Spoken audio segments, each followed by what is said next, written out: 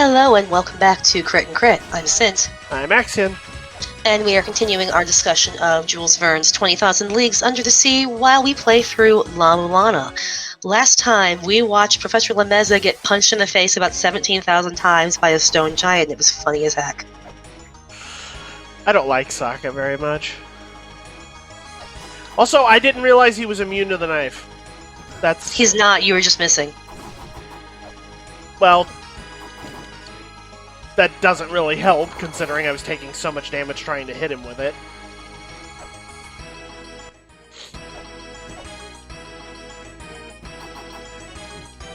Anyway. I mean, it helps in the sense that he's not immune, you were just bad.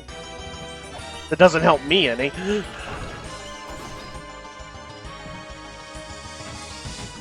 But yes, we're going to build a little bit more on our last topic of imperialism and, well, looking at the idea of Nemo's rejection of society at large, and basically look at the role of society. What would make somebody want to spurn society when the concept of a society is that it's built in such a way to benefit the most people? Is it therefore selfish of Nemo to do something like this? And I think the question of much of the answer of that is completely dependent on whether or not you actually believe that. Because yes, while the idea of society is that it should be built on those things, in practice, that's almost never the case. Well, it depends. Like, I would say that it is the case, because, don't get me wrong, with current events, you can obviously see the cracks in the system and the widespread corruption for those who are flagrantly disregarding the norms and mores of society. Step back a little bit, you're kind of off. It should be working, I don't know why it's not. Do I need to... Oh, I need to go push that switch first. Oh, that would do it. We smart.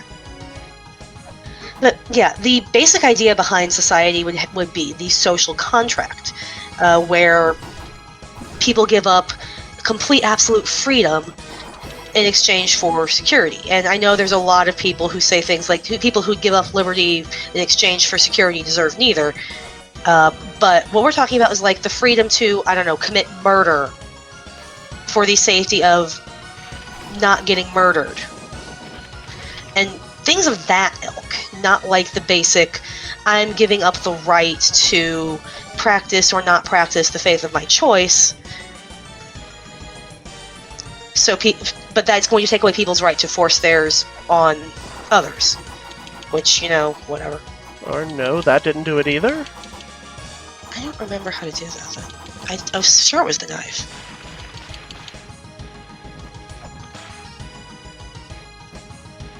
I'm sure there's something we're not doing. We need to be doing. Oh wait, what's that glowing block? Go back down. That's a suspiciously colored block. I don't know what that did.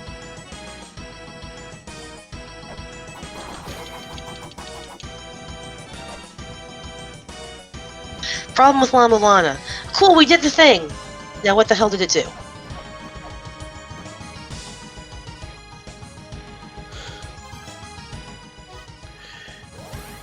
So there's a few arguments that could be made on this subject. And I'm not sure it's a rabbit hole on modern discussions of such that we really want to spend the time to go down. Because I don't... One, we'll be here forever. And two, I don't think it's helpful for discussing the situation in the book. Even if it may be relevant to our modern experiences. True. So, first off, there's the idea that Nemo, coming from, presumably, an imperialist society where he was one of those whose rights were taken away, he would not see the same benefit of society as those who are in the, first class who actually get all of the benefits from society with none of the detriments. So, yeah. With that in mind, when society has, seemingly broken its contract with you, you see no reason to maintain that. It's a basic breach of contract situation. If society is not going to take care of me in the way that society has promised that it will, why should I continue to participate in it? For most of us, that answer is, well, because there's literally no other option.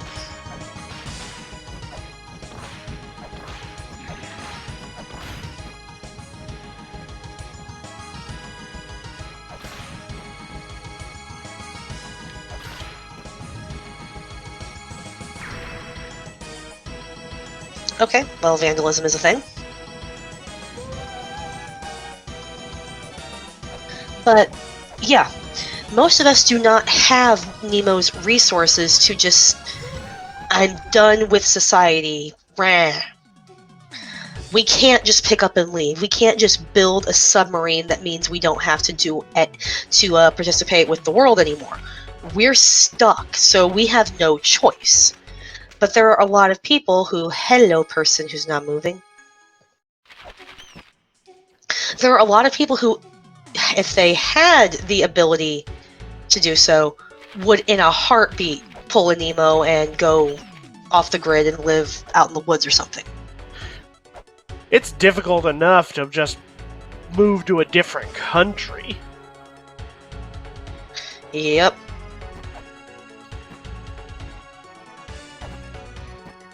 And that's presuming you have no actual just legal inhibition between doing so, like you've done something to have your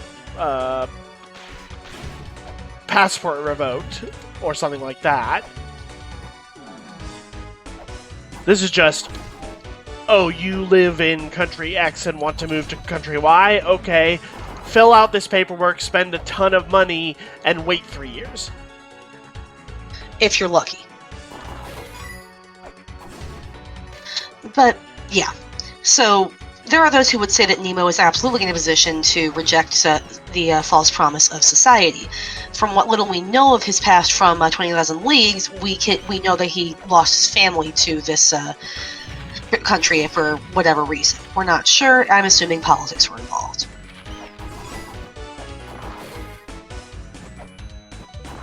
On the other hand, Nemo does not seem to extend the same thing to, his guests, aka his prisoners of war, who he deems himself to be perfectly in the right to keep them against their will for the rest of their lives.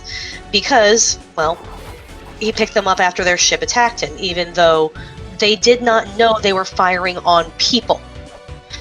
So, there's an ethical difference to, we are hunting this sea creature that has attacked ships and therefore endangered people's lives, and we are knowingly firing on a foreign vessel. And if Nemo had sustained actual harm or damage from those attacks, then I could see, even despite that knowledge or that lack of malicious intent, him wanting some kind of redress. But he suffered nothing.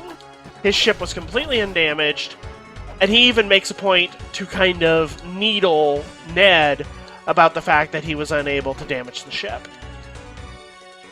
Right. Let Meza fall down, go boom. So, yeah. He took them prisoner, knowing they could do absolutely nothing to harm him, and yes, while it was in the interest of, well, I don't want them to reveal my location, all he had to do was go underwater, act like he hadn't seen them, and no one would have been the wiser. Of course, then we wouldn't have had the globe-trotting adventure under the ocean. So, he had to save them for the plot to happen. But it does make a lot of his morals kind of seem inconsistent. I was about to say, that doesn't make... It had to happen to make the story happen, does not, make it morally justifiable. Yeah, does not absolve you of responsibility for your actions, especially when we're discussing just literary analysis. Oh yeah, definitely. Taking these things apart is our job. Yep. So, we also see that they have made their own little language up so no one can speak with them. Even though, as we find out later, they do remember other languages, they've just, agreed to speak Nemo-ish, whatever he's calling it, while on the Nautilus. Which further isolates Ned Conseil and the Professor.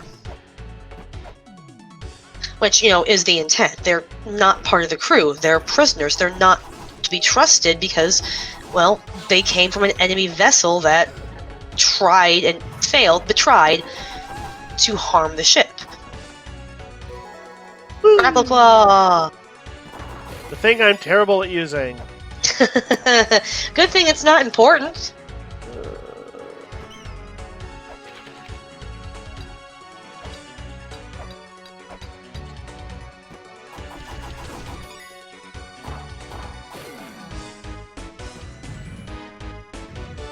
But, yeah.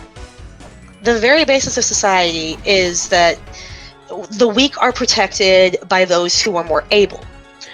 Because we acknowledge as a society that those who might not be the most able to physically defend themselves still have societal worth and things that they can contribute for the overall betterment of the world around them. That's just how it is. So, if you don't have a society, everybody has to be completely self-sufficient and make and do everything for themselves, which is an entirely inefficient way to live. Having a society where people come together and share their strengths to balance out their weaknesses is what allows people to thrive.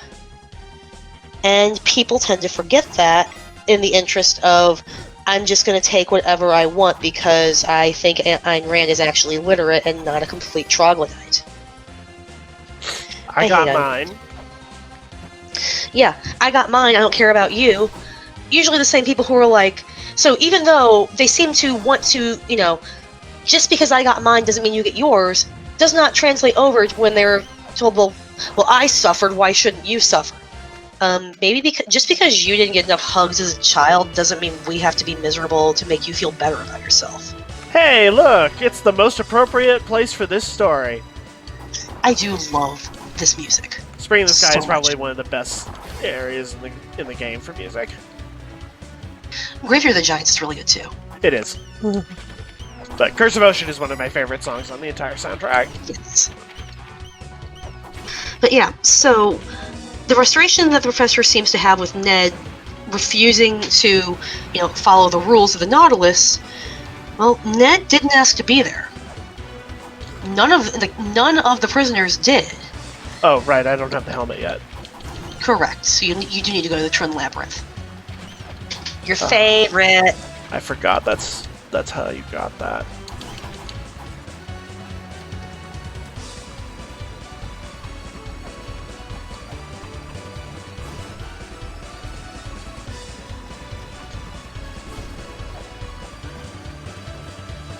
Oh, right. What you trying to do? Oh, yeah, that. I thought it was kill all the enemies. Caltrops! Also Now completely Amnesic useless. can roll a lot of d4. They're not useless. Against Socket they are, is what I was saying. Ah.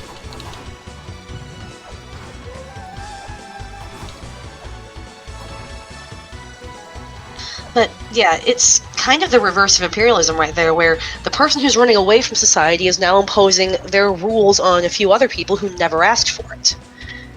Even though he seems to, rail against nations doing that same thing. So, I guess rules for thee, but not for me.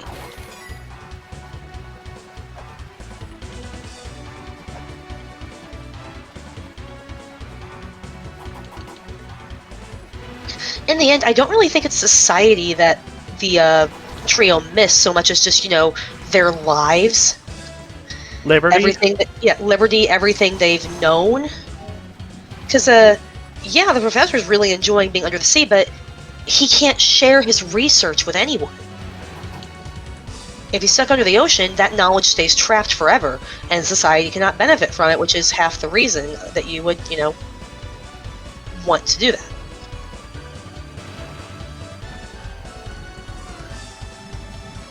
But yeah, I think I'm just getting to the point where I'm talking in circles, unless you have something to add, Axion.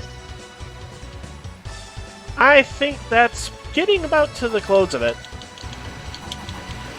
Probably a good place to hold off then. Until next time. See ya.